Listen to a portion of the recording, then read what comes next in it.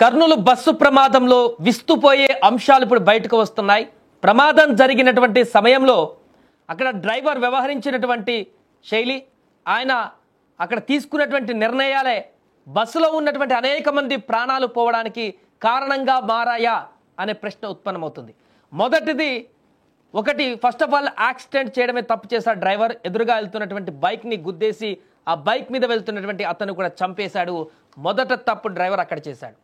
అయితే ఆ ప్రమాదం తర్వాత వెంటనే బస్సులో ఉన్నటువంటి వారిని అలర్ట్ చేయాల్సింది పోయి, ఎలాగే యాక్సిడెంట్ అయింది కదా, గుద్దేశాను కదా, టైర్ల కింద ఆ వ్యక్తి బైకర్ పడిపోయాడు, అతన్ని కాపాడదామని ఇంటెన్షన్ కూడా లేదు. అలాగే ఆగుతూ ఎవరైనా కొట్టేస్తారేమో, తన పైన దాడి చేస్తారు అన్నటువంటి భయంతో ఆ బైక్ తోటి అలాగే బస్సు 300 మీటర్ల పాటు లాగేసుకుంటూ వెళ్ళిపోయాడు. డాష్ ఇవ్వగానే వెంటనే ఆగినా కూడా ఇంత ప్రమాదం జరగకపోయేది కావచ్చు. డాష్ ఇచ్చిన తర్వాత టైర్ కింద ఇరుక్కుపోయిన తర్వాత బండిని అలాగే 300 మీటర్ల పాటు లాక్కు వెళ్లడంతో ఈ ప్రమాదం జరిగింది. రెండవ తప్పు ఇక్కడ చేశాడు. మొదటి యాక్సిడెంట్, రెండవది యాక్సిడెంట్ అయినాక కూడా ఆగకుండా దాన్ని ఇంకా అలాగే గుద్దేశం కదా వెళ్ళిపోదాం సీదా అని చెప్పేసి బలవంతంగా వెళ్ళిపోయే ప్రయత్నం చేశాడు. బట్ అది ముందు క్యాబిన్ కింద బైక్ ఇరుక్కుపోయింది.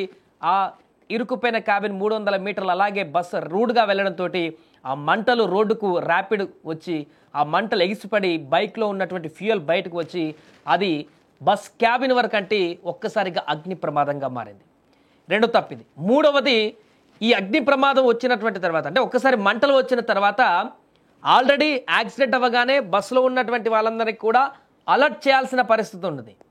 మంటలు వచ్చిన తర్వాత డ్రైవర్ వెంటనే అరవడమో కేకలు వేయడమో లేకుంటే వెనక ఉన్న వాళ్ళందరికీ ఇంకెవరైనా పడుకున్న వాళ్ళు ఉంటే వారిని లేచేటువంటి విధంగా పక్కన కో డ్రైవర్ ఉన్నాడు, అతన్ని లోపలికి పంపించి అందరూ లేవండి, దిగండి, పారిపోండి అని చెప్పేసి ఏదైనా హింట్ ఇచ్చినా కూడా లోపల ఎక్కడో పడుకున్నటువంటి వాళ్ళు తప్పించుకోవడానికి ఆప్షన్ ఉండేది. వారికి ఏం జరిగిందో తెలిసి ఉండేది. ఎందుకంటే డీప్ స్లీప్లో ఉన్నారు. అది మిడ్ నైట్ కాబట్టి, గాఢ నిద్రలో ఉండేటువంటి 3 గంటల సమయం కాబట్టి ఖచ్చితంగా వారంత ఈజీగా తేరుకునే పరిస్థితి ఉండదు. సెకండ్ల వ్యవధిలో సౌండ్ వచ్చినా అదేమో జరిగిందని చెప్పేసి అనుకున్నా కూడా అంత భారీ నిద్రలో, గాఢ నిద్రలో ఏం జరిగిందో అనేది వాళ్ళకి ఇంకా పాలుపోదు కొన్ని సెకండ్ల పాటు. అలాంటప్పుడు అప్రమత్తం చేయాల్సినటువంటి డ్రైవర్లే ఇక్కడ వారి ప్రాణాన్ని రక్షించుకునేందుకు వారి స్వార్థపు బుద్ధితోటి వెనక 40 మంది ప్యాసింజర్లు మనల్ని నమ్ముకొని ఉన్నారు, అందరూ పడుకున్నారు, నిద్రపోయారు అనేటువంటి విషయాన్ని మరిచి యాక్సిడెంట్ చేశాడు, ఒకరిని చంపేశాడు బైకర్ని. రెండోది, ఏమైనా పర్వాలేదు మనం తప్పించుకోవాలి ఇక్కడి నుంచి అనేటువంటి కోణంతో ఆ బండిని అలానే రాసుకుంటూ ముందుకు వెళ్ళాడు. అది బెడ్స్ కొట్టి మంటలు వచ్చి బస్సుకు అంటుకున్న సందర్భంలో కూడా తన ప్రాణం రక్షించుకోవాలి, ఇక్కడ మిగతా వాళ్ళు ఎక్కడ పైన పర్వాలేదని చెప్పేసి తన డ్రైవర్ పక్కన ఉన్నటువంటి విండో డోర్ని తెరుచుకొని కో డ్రైవర్కి చెప్పాడంట, నువ్వు కూడా దూకని చెప్పేసి. ఆ విండో డోర్ని తెరుచుకొని బస్సు ముందు డ్రైవర్ డోర్ని మంటలు రాగానే దూకి తప్పించుకొని పారిపోయాడు. ఆయన సేఫ్, అందరు చనిపోయారు కదా. ఆ మంటలు వచ్చింది ఆయనకొక్కరికే తెలుసు. ముందట డ్రైవర్ క్యాబిన్లో ఫస్ట్ మంటలు మొదలయ్యాయి. బైక్ అక్కడ ముందు టైర్ వద్దనే కాలిపోయింది కాబట్టి ఫస్ట్ మంటలు అక్కడే ఎగిసిపడ్డాయి, ముందు డోర్ వద్దనే ఎగిసిపడ్డాయి.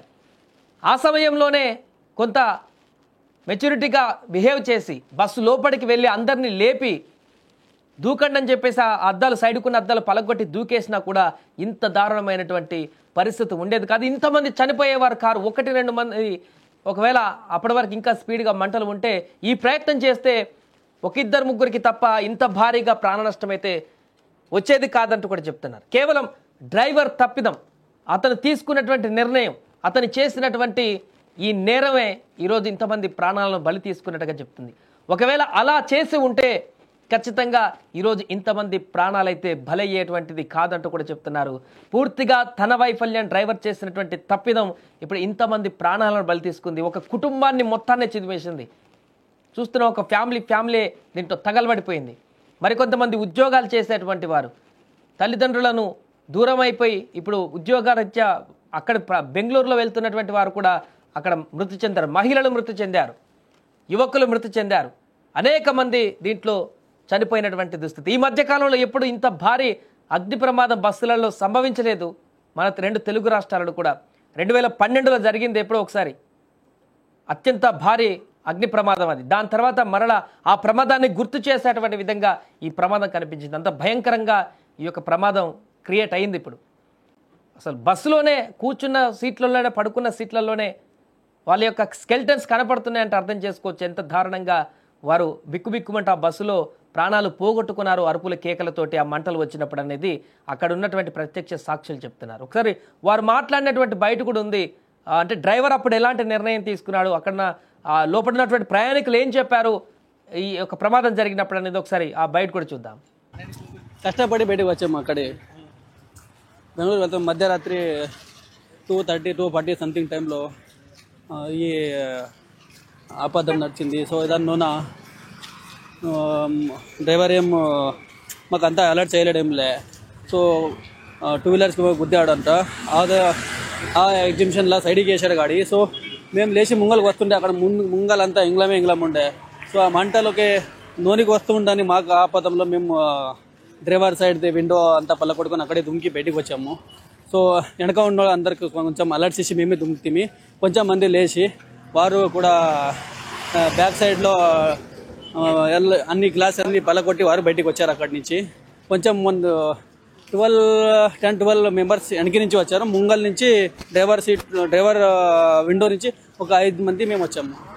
మేము మళ్ళీ డ్రైవర్ బ్రేక్ చేశారు గాడి. మేము అంతా హ్యాండ్తో కాలుతో కొట్టి గ్లాస్ అంతా పళ్ళకొట్టి బయటకు వచ్చాము. మేము మా రక్షణ కోసం అలర్టే చేయలేదు. యాక్చువల్లీ వాళ్ళ డ్రైవర్ అలర్ట్ చేస్తే మేము ఈజీగా సేవ్ అవుతుంటాం. ఇంకా 10 మెంబర్స్ అంతా సేవ్ అవుతుంటారు. అక్కడ ఫైర్ బ్రాండ్కి బయటకు వచ్చిన మెంబర్ మేమే చేసాము.